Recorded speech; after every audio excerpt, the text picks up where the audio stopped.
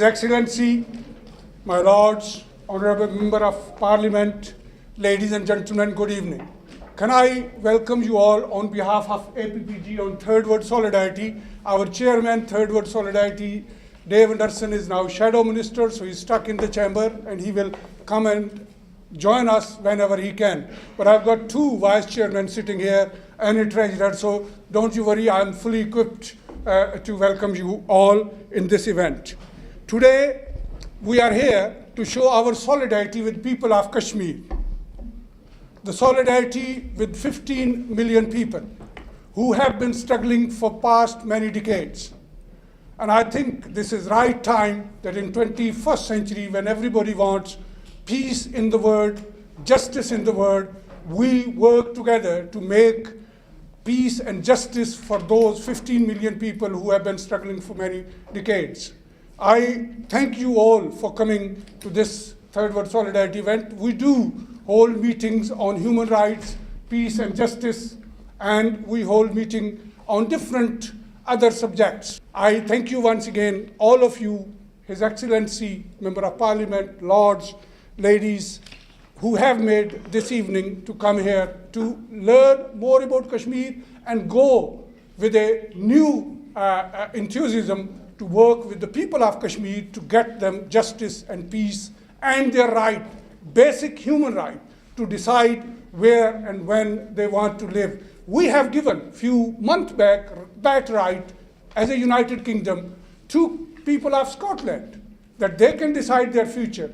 In few months' time, we will be giving again, you and me will be getting as a British citizen to decide whether we stay with Europe or not. If we can decide our future, why can't the people of Kashmir decide their future as well? Unfortunately, this is far too many meetings that I've been at in relation to the issue in Kashmir. And I'm getting increasingly frustrated at the meetings that I attend. Whilst we have this meeting and we're getting frustrated, there are people who have been similarly tortured and beaten up by the Indian authorities. And that has gone on for too long as well. And if we're getting frustrated, I just can only imagine what these people are like, feeling like when they've had over 600,000 troops on them. The only country that has given total exemption to their troops in legislation that they cannot be questioned, they cannot be held to task on all the atrocities that they commit regularly on the streets of Kashmir.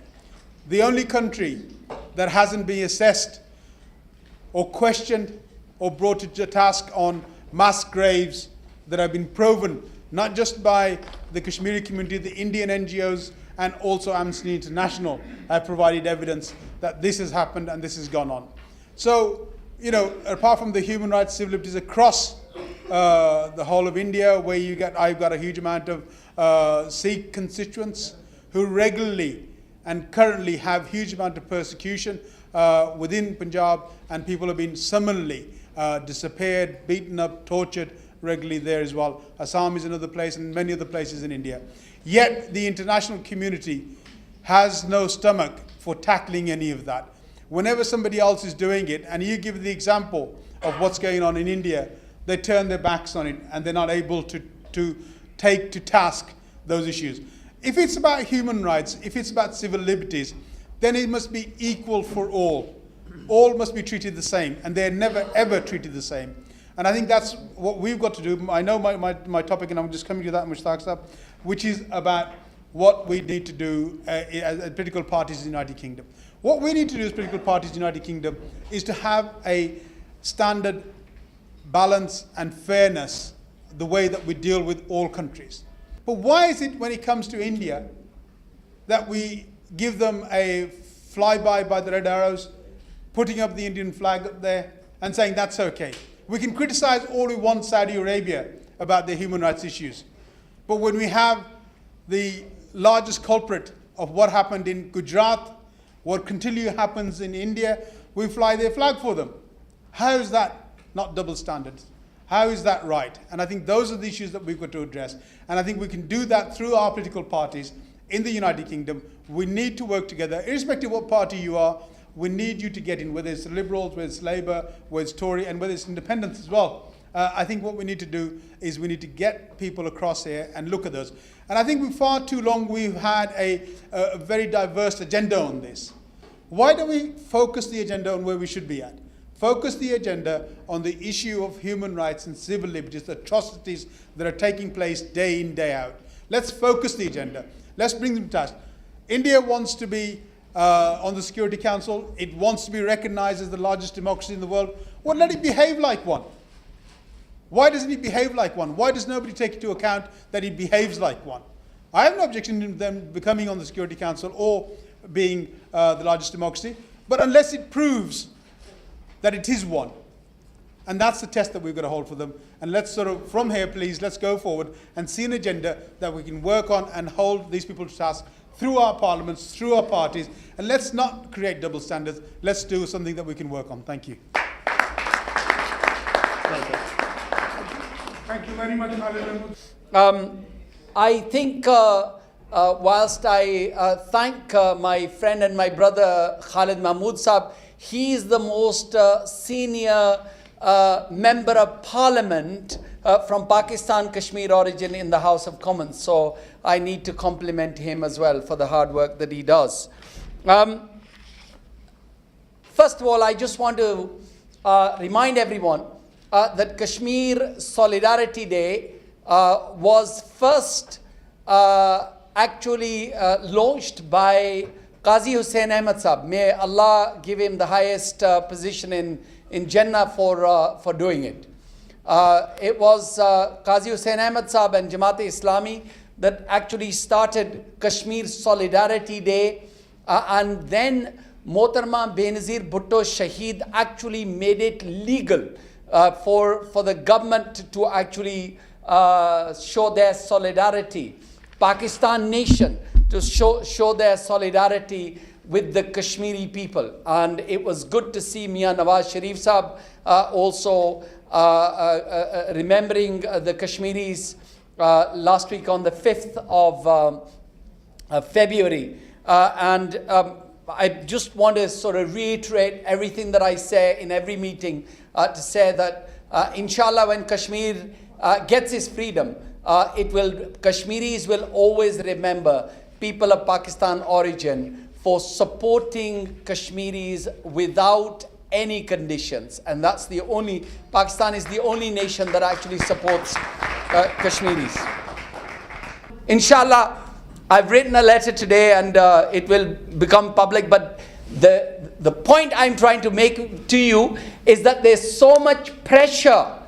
Today's relations between India and UK are mostly based because of business. It is these billions of dollars of contract that is being given to the UK and also Europe as well and the United States of America. And so therefore, none of these countries are prepared to raise the issue of human rights and the issue of right of self-determination.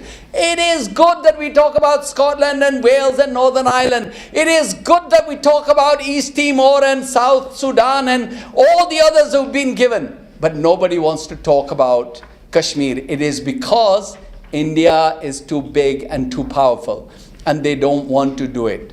But so I can go on for much longer, and Lashari Saab is saying don't. All I want to say to you is that thank you for coming here and supporting the Kashmiri cause.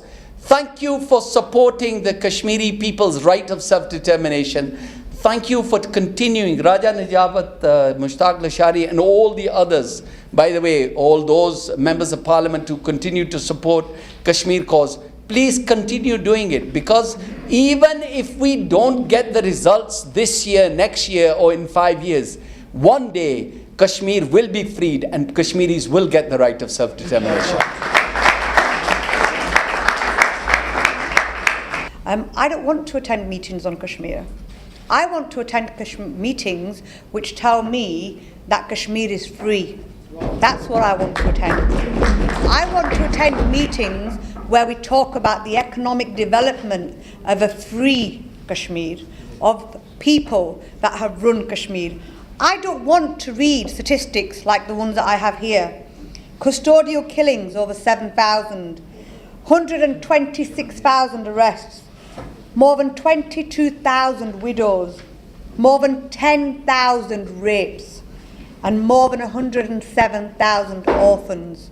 I do not want to stand here and read these statistics again. I want to say, and I want everyone here to be able to say, we played our part in securing and making sure that we played our part and we have contributed to the freedom, the self-determination of our Kashmiri brothers and sisters. That's what I'd like to see. I would also echo what I'd said in the last room, which is I will continue to speak, highlight the issue of Kashmir. And this is not just about Kashmir's right of self-determination. We must move from that and see it as the humanitarian crisis that this is. It's not about whether you're Indian, Pakistani, Muslim, Sikh, Hindu. That is not the issue here. This issue is about our basic rights that we are born with, of living a life free of fear, living to the best of our abilities, free of persecution and free of any kind of dictatorship. That is what has to happen in Kashmir. And if you are on the side of justice, regardless of skin colour, regardless of gender, regardless of race, regardless of country, you have to be on the side of the Kashmiris. You have to stand up for the Kashmiris.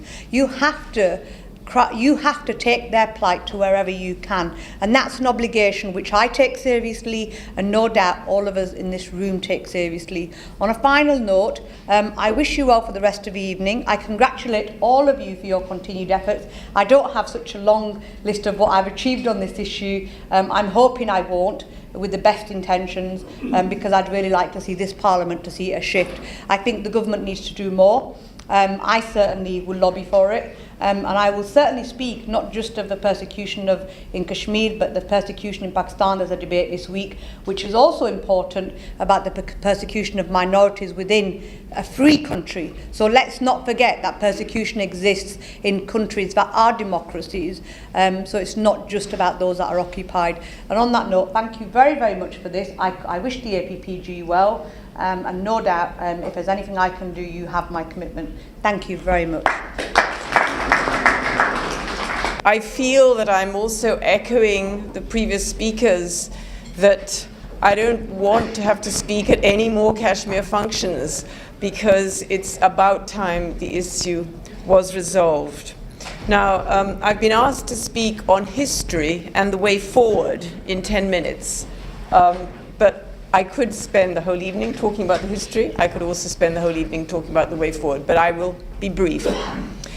Where does Kashmir's history begin? You can't parachute into Kashmir's history, but by force of necessity we have to. I think we should parachute firstly into 1846, when by the Treaty of Amritsar, the British, for geostrategic reasons, decided to create what we know today as the state of Jammu and Kashmir. The correct name is the state of Jammu and Kashmir. For short, we call it Kashmir. And they did so very much for strategic reasons, because Britain was at war with the Sikhs, and in order to create a convenient buffer, they decided to put together lands that had been conquered under the Sikhs as a princely state, ruled by Gulab Singh, a Dogra Hindu from the Jammu region. And this is why you have the map here in front of you, and it's a useful map to look at. The state of Jammu and Kashmir actually comprises several component parts. And we have obviously in the present day what we call Gilgit-Baltistan, we have Ladakh, we have Jammu, we have the Valley of Kashmir, and then we have that narrow strip of land which we call Azad Jammu and Kashmir. Again, it's not Azad Kashmir, that's what we call it for short, it's Azad Jammu and Kashmir, and that name came into being in 1947, the free part of Jammu and Kashmir. Of course, all these facts have other sides to them, and this area is what the Indians call Pakistan-occupied Kashmir. Of course, one wants the dialogue, we want to push for the dialogue. it's imperative that there is dialogue, because to me, looking at it in 2016, Kashmir has become too dangerous to neglect. It isn't a remote area. It affects all our lives. What happens between India and Pakistan, two nuclear neighbors, affects all of us. One only has to look back on the situation in 2002, when both armies were massing on the borders. There was a threat of nuclear weapons being used. This affects everybody. It affects all the millions that live in that region, and it affects the rest of the world. I think the humanitarian issue, as I say, it's really uppermost. However many the statistics are, there are too many people who've suffered. I mean, if you go from the statistics here of nearly 100,000, 94,000 here, it's too many. 55,000 were killed in Vietnam, American soldiers. This is double that amount in an insurgency. Economically, think about the amount of money that is being spent on weapons to fight and kill, when these people in both areas need development, education, health, communications.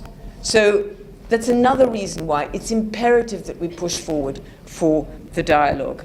And I think finally, because, as I say, as a humanitarian and as somebody who loves the region and has been very fortunate in the connections I've made over such a long time that I'm now embarrassed to say that I first went to Pakistan to live in 1978. I must look very sort of fresh, because whenever I go to Pakistan, I get asked, is this your first visit? And I go, oh no, I've been here many times, and they look a bit disappointed because they want to be able to tell me how wonderful the country is, which I already know. And indeed, India is a wonderful country. The people are wonderful, but it's the governments we have to pressure to sit and negotiate. And what I am absolutely adamant about is that there has to be representation from the state of Jammu and Kashmir. I always remember, I think it was Shabir Shah who said to me, Simlas failed because it did not represent the views of the sons of the soil. So one cannot expect that there's going to be a resolution of the issue without representation from the state of Jammu and Kashmir. So I hope I haven't gone over 10 minutes. Thank you. The history, the way forward. Thank you. This weekend has been Kashmir Solidarity Weekend, and it has been extremely important that we demonstrate vocally and visibly our solidarity with the people of Jammu and Kashmir. And it's quite right to talk about Jammu and Kashmir, because while we concentrate on the Indian occupation of large parts of Kashmir, let us not forget that the people of Jammu are suffering as well. And I've been there, and I've seen them in their refugee camps in Jammu. And it is inexcusable of the Indian government that while they spend billions on armaments, they will not spend the money on their own refugees, and they will not spend the money on their own poor. There are more poor people in India. There are more people in India living in poverty. There are more people in India living on the streets, and I've seen it myself, than in any other country in the world. And it is a serious discredit that while more than 100 million people in India live in poverty and on the streets, India spends all that money on armaments, and India has nuclear weapons. It is a matter, as I say, not simply of heartlessness, but of stupidity that the leaders of the international community fail to be active on it. When you look at President Obama, the worst Democratic Party president of the United States in my political lifetime, what does he do? He sends drones to murder Pakistanis. 3,000 Pakistanis murdered by Obama. He sends pursuit squads into Pakistan, violating Pakistan's sovereignty in a way that he would never tolerate the violation of his own country's sovereignty. This country, the government has said specifically, clearly and deliberately that it will not involve itself in the India-Pakistan issue, and says that it's a matter only for it between India and Pakistan. Well, they don't say that about Syria, where they carry out aimless, lethal, culpable bombing just to make a show. They don't say that that's a matter between the Syrian people. This government is culpable in the way that Obama is culpable.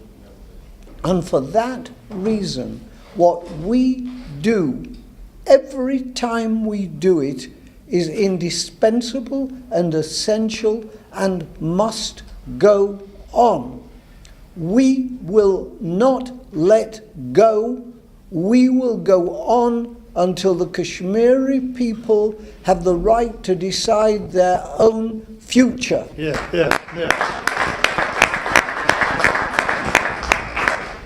And we will go on, and I will go on, and my colleagues will go on, but most of all, the community will continue to go on and will not let go. Thank you very much, Sir Gerald Kaufman.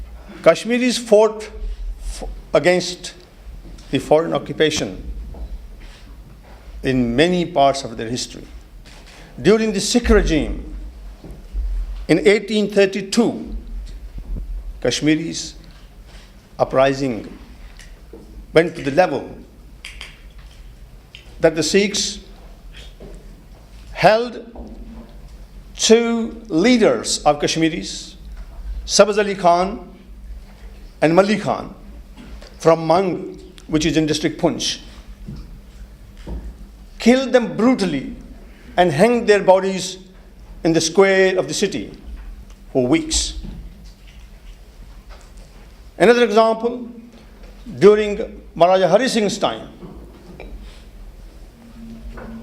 on 13th of July 1931, another uprising came up. And remember, this is all long before a demand for independent Pakistan, because independent Pakistan's resolution came in 1940, 23rd of March in Lahore. And we are talking about 13th of July 1931, when uprising in Srinagar against the Maharaja's rule, and the Maharaja's forces opened fire. And the history tells us that many people lost their lives. So the Kashmiri struggle has been going on for centuries. And Kashmiris are determined that they will never rest until they get their freedom. So whoever is occupying them must learn from the history of Kashmiris. They're not going to rest until they get their freedom. Looking ahead, India is looking for a permanent seat at the United Nations Security Council. I think every one of us should keep reminding, at least the British government, that they must not support India's application for the permanent membership of the United Nations Security Council until India implements the UN resolutions. There are two parties to that at the United Nations, India and Pakistan. I have to say that Pakistan has never, on record, ever said no to the rights of the Kashmiri people or to the implementation of the United Nations resolutions. Whereas India has always dragged their feet and changed their mind and changed their policies. Kashmiris are disappointed, however, in some governments' times, and particularly in General Musharraf's time, governments start talking about out-of-the-box solutions and forgetting the UN resolutions and maybe we can do something else. I think it will be a mistake if Pakistan government ever decided to forget the UN resolution and try to negotiate a settlement. Any settlement without the reference to the Kashmiri people, without the Kashmiri people deciding on their future, will not be sustainable. And Kashmiris have a long history of fighting against the occupations, and they will continue to do that.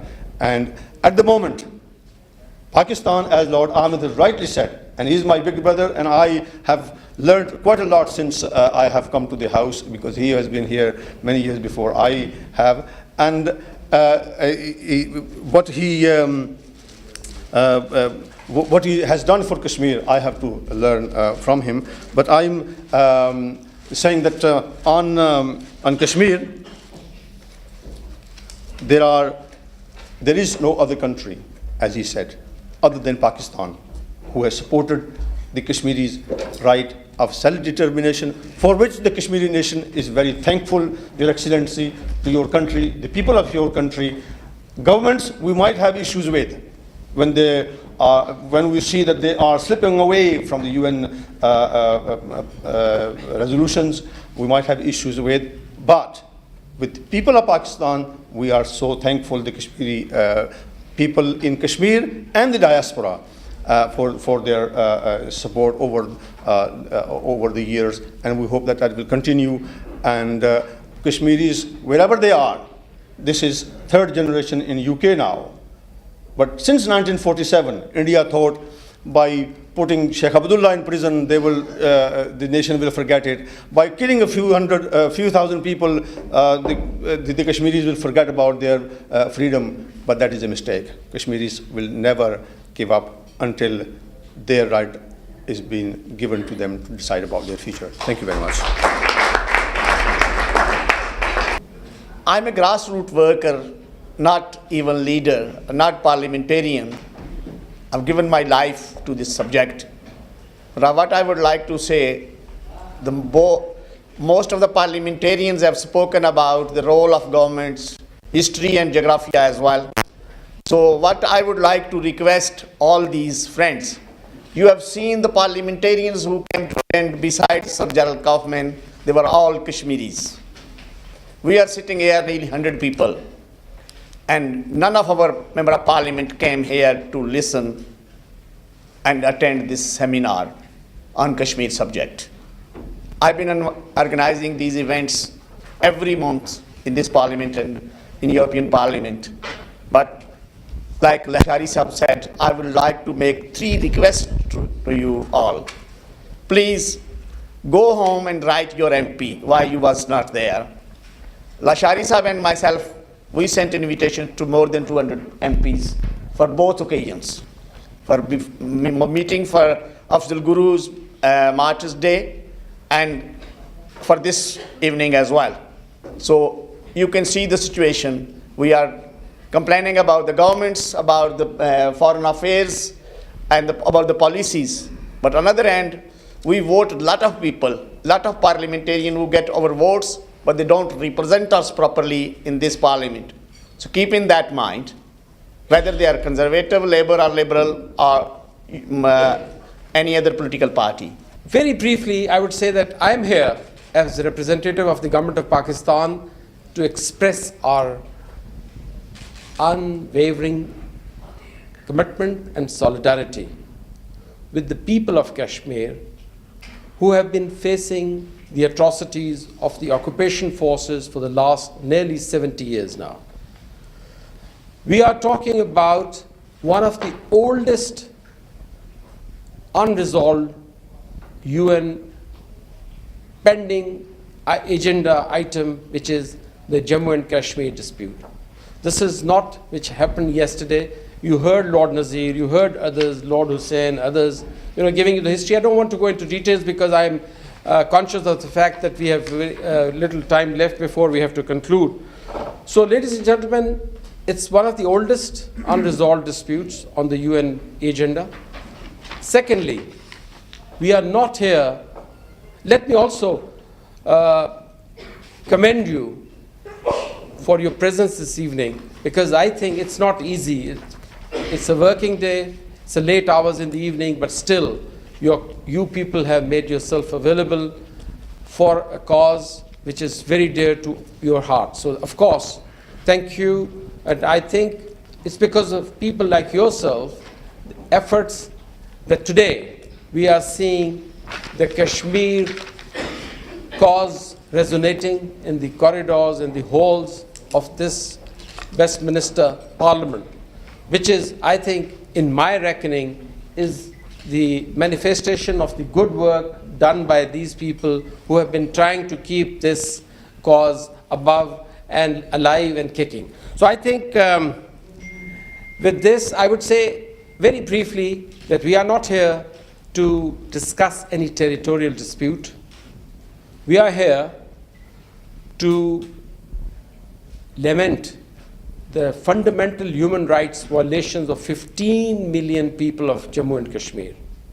So I think all those who try to give it the spin that as if it's a territorial dispute, they need to stand and understand it and get the perspective right, that we are here to demand the human rights of the 15 million Kashmiri people who, like any other people in this world or any other individual in this world, have the right to self-determination. So that's one basic thing. Secondly, we were, as Victoria was talking about the rigged elections of 1987.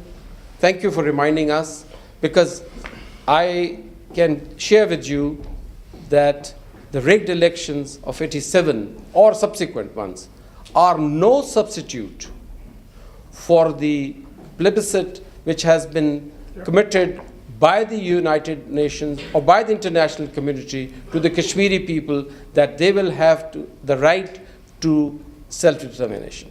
So this is a couple of the points which I wanted to make. And lastly, that despite the fact that there are 700,000 Indian occupation forces in Jammu and Kashmir today, but still I can say with confidence that more than ever before, the Kashmir cause is alive. The Kashmir cause is on the world scanner, because you see, I have been seeing in the last 15 months that this has been discussed and raised in these corridors and these halls of this very historic precincts of Westminster. So I think this gives me a lot of hope and a lot of courage. And last year, in this very parliament, there was a backbench debate on Kashmir. Again, this gives me a lot of hope. And I must compliment and I must commend all of you and the people and the leaders who have been taking the lead in organizing these events. Because it might look to us, it might appear to us that, year after year, it's been 70 years that we have been discussing this issue, nothing happens. But friends, don't be disheartened. Things are moving. You can see the winds of change blowing all over the world. The world is changing. Things are changing, and changing pretty fast. So in these changing world, these changing times, I'm sure nobody can keep the 15 million people against their will, under the shackles, or subjugated. So I think time is not far away, my dear brother Kashmiris and sisters. Time is not far away when, inshallah, you will reach your destination, and then you will be master of your own destiny. With this, I once again thank all of you for your patience, and I assure you, on the behalf of the government and people of Pakistan, that inshallah we stand shoulder to shoulder with our Kashmiri brothers and sisters in their legitimate cause and their legitimate struggle for the right to self-determination. Thank you so very much, Mr. Lashari, and once again Raja Saab, because I was a while ago at an event organized by him. Thank you very much for raising the voice of the voiceless people of Kashmir. Thank you, sir. Can I just say it in starting, His Excellency was right. Politicians are bothered about votes. They are bothered about funding. Some of us are bothered about doing the right thing. That's why I'm involved with this group. It's nothing to do with votes. There's no votes for me in here. There's no money for me in here. I'm not bothered. This is about doing the right thing. And the right thing is standing up against oppression. Can I just say it to a colleague from Luton? When we have one of these meetings, every MP in this House is invited. Every MP is invited to be a member of this group. We have quite a large group, but not everybody's on it. People have other work to do. People may not have an interest. But in terms of trying to get people here, we always try and do that. The work that we take out of here will be fed by what you said tonight. When we, for example, I've got a question down next week if it gets raised, if I'm allowed to raise it by the Speaker, on challenging the government, our government, on where are they now on Kashmir. It might not get heard, but if it does, I will be picking up from what's being said here tonight to make the case. The reality is, it's hard not to be negative. I was looking around before to say my friend Taj was in. He isn't. I've been promising Taj Richard for 10 years that things are going to get better in the situation of Kashmir. And unfortunately, I haven't kept that promise. And I haven't kept that promise because forces greater than me have stopped me keeping that promise. Because you know the reality. You're part of a power player in the same way as the Kurds were a power player in Iraq in the 1980s, when we as a country in the West sat back while Saddam was trying to wipe the Kurds off the face of the earth, and while 1 million Iraqi and Iranian young men were killing each other on battlefields. The West shut up because they were happy, because they were keeping the Ayatollah under control. And Kashmir, unfortunately, is just seen as a pawn in a game of chess. And it's quite sad that that's the case 70 years on from a situation that should never have existed in the first place. When I was walking across here to speak, I thought, you've not got to be negative, but it's hard not to be negative. But the truth is, and I'm really, really glad I caught what His Excellency had to say, because the truth is, if we don't stay positive, we play right into the hands of those who would let this thing fester forever and a day. I must have mentioned about me being a coal miner. My oldest friend who died 3 years ago was an 85-year-old coal miner. And he used to say to me, as long as you keep running, they'll keep chasing you. So the first thing you do is stop and stand up. And even if they keep attacking you, when you're standing up, you're fighting them. And all I can say to you tonight is, there's people in this place who will continue with yourselves to stand up and fight. But one last thing, if you really want to make an impact, if you want to come to these meetings and see your MP sitting in here, don't come here. Go to his or her surgery. Take your friends, because His Excellency is right. If you start worrying your MP here, you might lose my vote. You might not get funding of our community if you don't make a stand on behalf of what we want.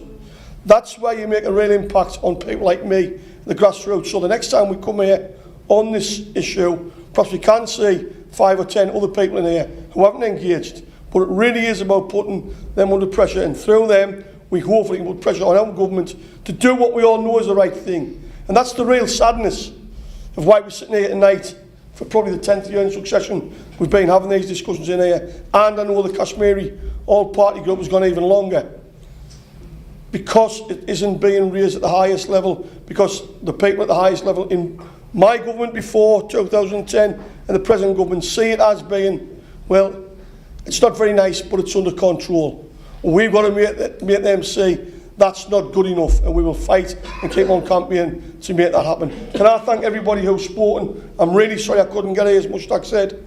I was in the chamber till 7:30, and I know I've missed some good speakers, but I'm really, really pleased, as we always do in this group. This is your parliament, this is your building. You pay for it. You have the right to be here and come and have a go at people like me, and long may it continue. Thanks very much. Today we are gathered here in House of Parliament to show the solidarity with the people of Jammu and Kashmir. Kashmir is the pending agenda of British Empire, and British Empire should be participate to solve the Kashmir of Jammu and, issue of Jammu and Kashmir. And Kashmir is not, to be very honest, just let me clear, Kashmir is not a local issue, not an administrative issue. It is an international issue, because the international community is directly and indirectly linked with that one due to the climate change and the nuclear activities in the South Asia, and peace in South Asia is directly affected by the issue of Kashmir, and that should be addressed and should be resolved on the priority. My name is Osso, and I've been invited by Mushtaq, who's given this presentation on Kashmir. I've been listening to the opinions of a large group of experts talking on many different aspects of the Kashmir issue.